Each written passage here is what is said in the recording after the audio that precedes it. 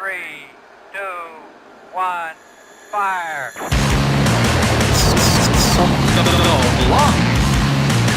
Salt Lake City. Hi, I'm Earth. We met?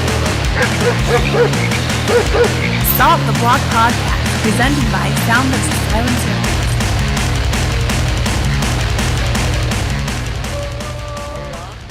This is Salt the Block Podcast. We're in Austin, Texas. This is our first interview of the week, actually. We just got here as well. We ran into Grieves at Rusty's. He just did an awesome set at Rusty's. I overpaid for beer by a lot. They're gouging. South by is gouging beer prices over here. I feel like it didn't used to be that way, too. No, we were here last year, actually, and I paid a decent amount, but I just paid $20 for 2 beers, and they were canned beers. Yeah, So, last night I got 2 Lone Stars, and it was $17. The Dude, fuck is it? yeah, it's they make literally PBR. They make those for like 30 cents a can. I've heard a rumor that PBR and Lone Star is the same beer. It's just a different can. Yes. Yeah, it's the same exact beer. From what I hear, same brewing company. Really? I've heard it's literally the same beer. They just go assembly line. Every other can is one's a PBR can, one's a Lone Star can, one's a PBR can. I believe it, but somehow I still crave Lone Star because we don't get it in Utah. And I'm I remember partying with Lone Star. That was good times. Dude, so just get a PBR and put a little Texas picture on it. I'll try that. It's all up here, man. Good times, but all up here. for the rest of the week, Can't I'm drinking Lone Star and Shinerbach and not buying shots at bars anymore either. Shinerbach is my Texas beer. Yeah. Very good beer. He fucking likes Shinerbach. This guy. I do. It's the only dark beer I like, but fuck dark beer. Dude, That's racist. You're doing a new album. What's your new album called? The new album is called Winter and the Wolves. Winter, not winner. Winter and the Wolves. And that comes out at the end of the month, right? It comes out, 2 weeks from yesterday, so March 25th. So you're touring with those songs right now? You playing a couple from that Played album? a couple new ones. With the short sets that you have at South by, I don't want to exclude fans for the songs that they already know.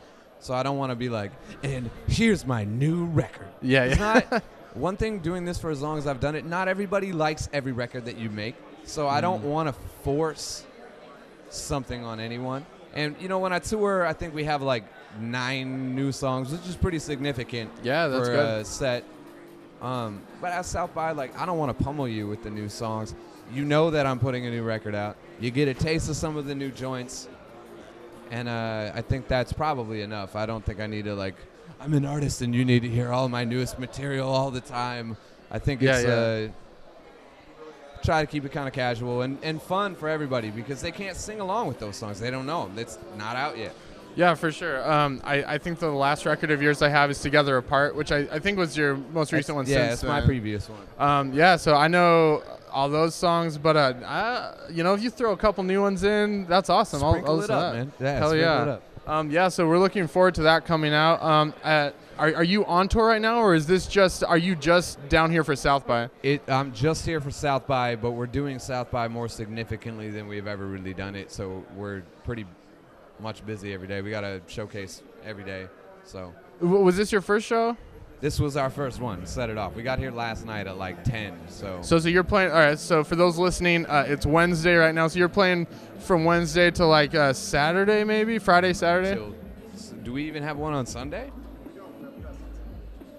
Till Saturday. Right on. Well, that's totally booked. That's awesome. Yeah, it's good, and more stuff is kind of coming in as we're here, and I don't know. I'm gonna try a new side to it. I've never really been to the trade show part. I'm always running around getting drunk with agents and distributors and stuff. I know what you're talking about. So I went into the trade show today, and actually, there's a lot of potential in there that I guess I never, and I know that's the main thing about it. I never really went in there and checked it out. I was always out solidifying the contacts and relationships that I already had, maybe trying to meet some new ones through them.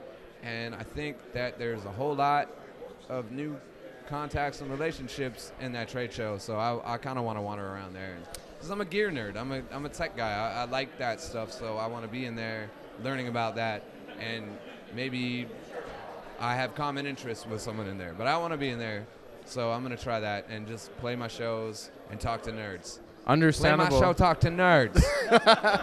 On your new album, do you personally have like a big hand in the production side of your new album?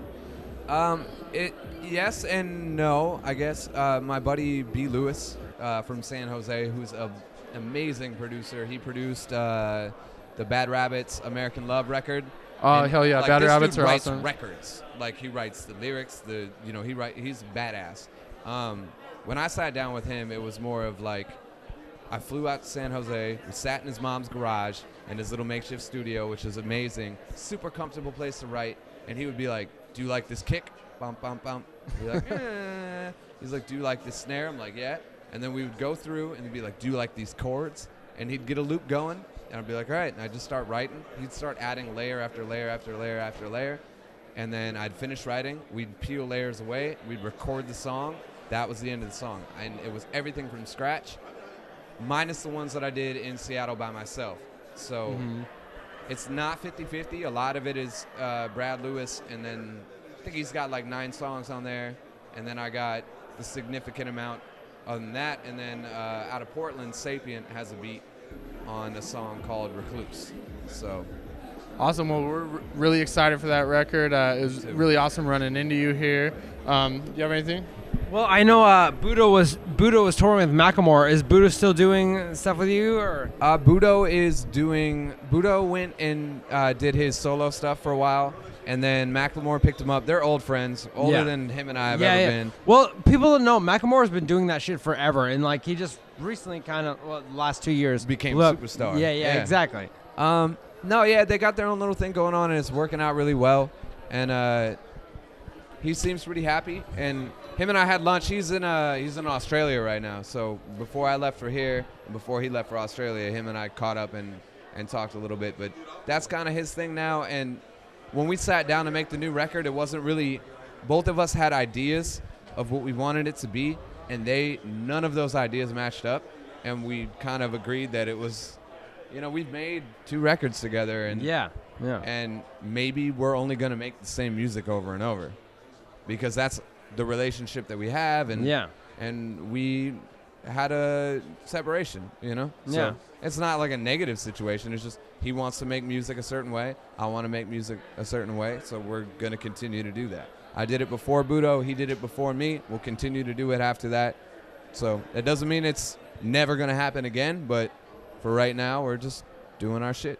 Hell yeah, man. By the way, Smile on the Blade, I fucking love that track, man. Like, when you wrote that track, that feels like a track, like, I come from a punk rock background. Like, to me, that track is like a punk rock track of, like, fuck everything. I don't give a shit about whatever is around me. This is my song for me. Well, I was in that very space when I wrote that song. But I still tried to not be like, because who gives a shit about those songs? It's like, fuck everything. Fuck everything. Like, but that no, shit is so corny and stupid. But you were definitely smart on that. Like, the lyrics were very tight on that. Like, I just felt that was like a, fuck you, like, this is for me. He wants to know if there's more of that on the new record, I think. I feel like Shreds is pretty close to that. That's our new single off the record. The video's on YouTube if you guys want to check it out. But it's not a fuck everything song, but it's more of like, I'm done trying to humor the idea of pleasing everybody, because that's a losing game. It always will be, it always has been, and it's I can't continue to try to spread myself across all planes. It's okay if you don't like me. It's so okay if you're watching this video just because you hate me right now. That's great. I don't know why you're watching it, but it's kind of weird, but it's okay. It's By the way, go I'm not mad at you. I embrace your anger. That's fine. Fuck me. Fuck me. Hey, Fuck me. We want to know, are you going to go to Jay-Z and Kanye tonight at Austin Music Hall? No, because I don't have a Samsung. Yeah, I'm Team iPhone, in fact, so I don't only get it. this asshole behind the camera has a Samsung. So you're going to be in there alone. And you think you're going to have a fun time, but you're going to be in there alone, having a terrible time. Hey, well, thanks so much for talking to us. You got a really busy week ahead of you. It was really cool running into you. Awesomeness, and thanks so much, man. Yeah. Yeah, let's promote that. What's your next Salt Lake City date? Will and Lance have always been good to you. Will and Lance have always been good to me. Yes. Those dudes from the get-go, back when I had no clout or no fans or anything like that, they were always willing to book us, put us into Kilby Court, and literally I've been playing Kilby Court. Isn't that one of the best years. one of the best venues you've ever It's played? like crushing a house party. Yes. You get in there. Yeah. Okay. Yeah, let's keep talking. Fuck it. Salt, yeah, Kilby I'm Court. not done with this. Break out the Salt whiskey. Lake Who's got City the whiskey? story. Salt Lake City story. Ryan, you got the whiskey? Chad, you got the whiskey? We have a show. It's with Intuition. It might have been the last. No, it wasn't Intuition. Who was it? The one with the kid that got arrested. Okay, Yeah, so let's do it. with Prof, and we're in on the tour, and this kid is like, he's wild. He's punching people in the crowd, and if you've ever been to Kilby Court, it's a tiny little place, and he's punching kids in there, and that's just not cool at all, you asshole.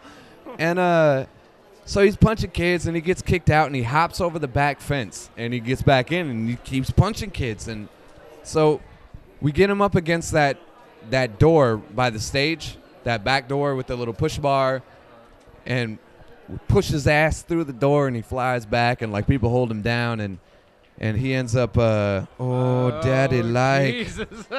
Oh Jesus. and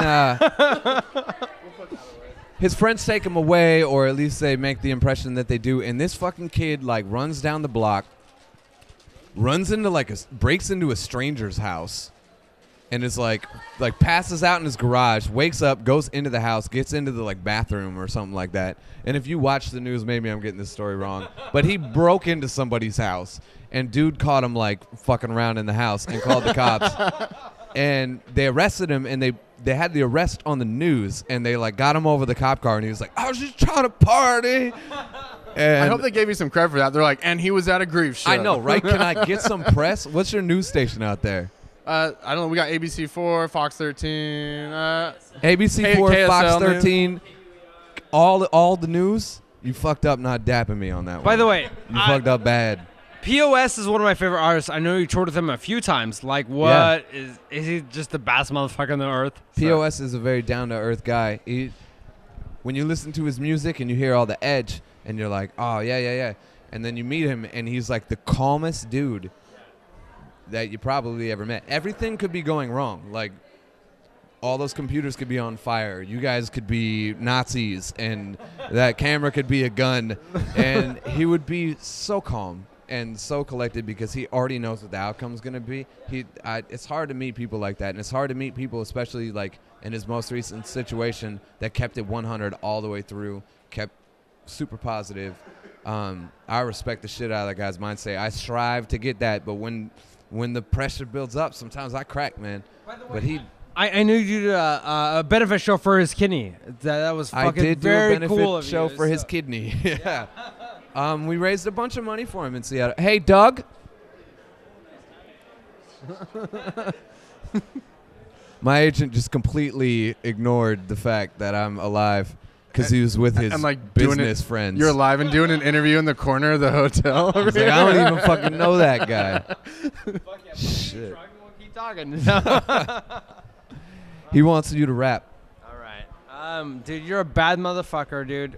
If people want to know about you, do you have a website, Twitter, Yeah, Facebook, totally. all that shit? Where can they follow the rest of your tour? Basically, internet people. So every date that I have coming up ever is on grievesmusic.com, and I'm playing in the venue in Salt Lake City. Oh, yeah. On a Saturday, right? I'm good. My fucking cue card here. May 31st. May 31st in the venue in Salt Lake City. That's Grieves. That's by the Metro, and the Metro is one of our hometown bars. We will get you fucked up if you want to come over. Afterwards. Our You gonna buddy get me fucked up afterwards. Our buddy owns a bar directly across the street from the venue. So, All right. hey, and are you bringing anybody with you? Hey, I don't know you. Who are you bringing with you to that Salt Lake stop? I'm bringing my... Okay, so There's a Canadian rapper named Sunreal. I fucking love the dude. He's amazing and super catchy. I think has all the potential to be a superstar and probably will be. So I'm the first to say it. You heard it here first. I'm probably not, but I'm documenting this. And he's coming out. He's main support. And then I'm bringing my homies from Seattle, Fierceville and Dime Def, or Fierceville of Dime Def and Bean One. They've been on the scene for a long time. Bean One is like classic producer in Seattle and has been around since pretty much the get-go of that underground scene there. And I've been chopping up. Him and I have like a common bond over skateboarding and stuff like that. So, you know, he reached out to me, and he was the first to reach out to me, and I honor those kind of things. So I said, why the fuck not? And here we are, and we're doing it. So a lot of you guys probably don't know of Fierceville and Bean One, but it's great music. I don't know a lot of Seattle hip-hop scene, but I like Blue Scholars. I think they're from Seattle. Are you homies with them at all? Yeah. Gio, Sabzi, all those dudes are... Grinch is my man. He's my little bald-headed, he's my little bald-headed, shiny-skinned man. I do a label. We put Vovo on our compilation. So yeah, that's cool. Fuck yeah. Yeah, that's my dude. But Ballard, fucking Ballard in the house. So the king of Ballard. Make sure you guys check out Sunreal. Make sure you check out Fierceville, so you know what you're in store for. I support both these acts 100%, and I will see you guys May 31st in the venue in Salt Lake City, and then we're gonna get drunk after, most likely. We're gonna try. We're gonna try. You guys make it really hard, but we're gonna try. Salt Lake City. Hi, I'm Earth. We met. Stop the Block Podcast, presented by Sound of Silencer.